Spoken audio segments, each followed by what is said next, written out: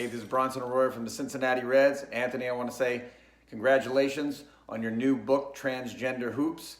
A fictional, humorous book about 9 boys from Cincinnati deciding to play in a girls' basketball league as girls. Very cool. And they got me thinking about a song that goes, you gotta be yourself. You can't be no one else. Yeah, I'm feeling supersonic. Yeah, bitch, gin and tonic. You can have it all, but how much do you want it? You make me laugh.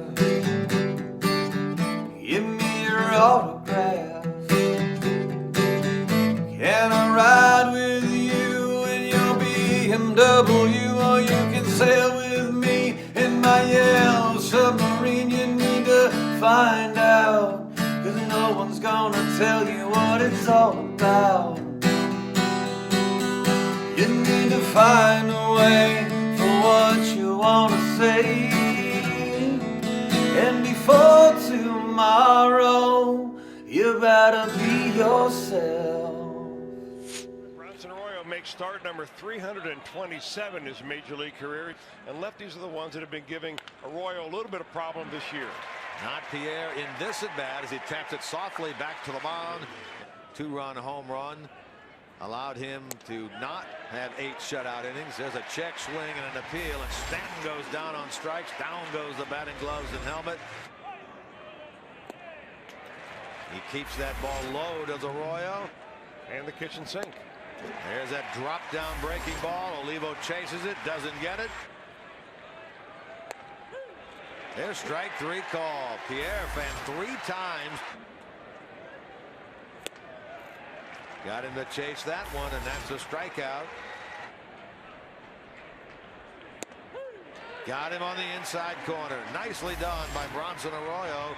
His 6th strikeout of the game. He can hold here. Reds get a run in the bottom of the 8th. He would be in line for his 3rd win. And now he jams Stanton, who pops it up. Cozart. What a nice recovery job by Arroyo, who sets down after the Polanco double in the 5th. 10 in a row.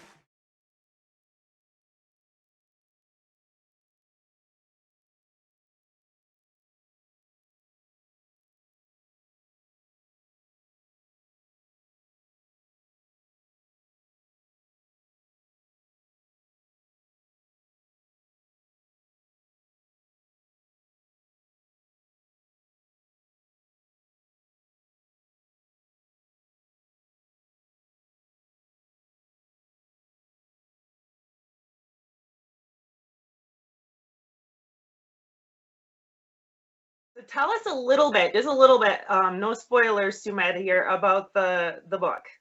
Okay. Well, it's so hard to avoid getting into it, but here's how it goes.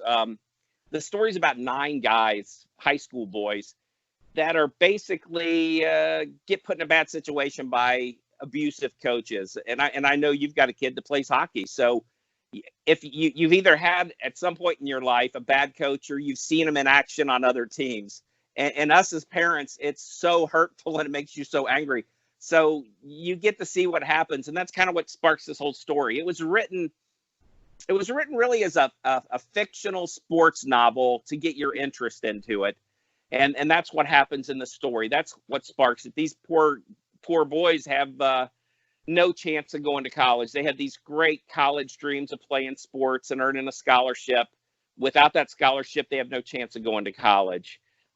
So in rolls into the story two gentlemen that kind of transform and changed these young men's lives, not in a good way for them, but not in a good way for the rest of the world. And what happens is they find a loophole in the system. And we all know what that loophole is. It's that blind political correctness that enables you to, in 1 second, be able to say, I choose to identify as a female, and now I'm allowed to play in women's sports. I'm allowed to play against girls the next day without taking any hormones, without doing any kind of surgeries, without seeing anyone. You just selectively do it. And that's what sparks the story. These 9 boys have an event that pulls them together from 4 different high schools here in Cincinnati.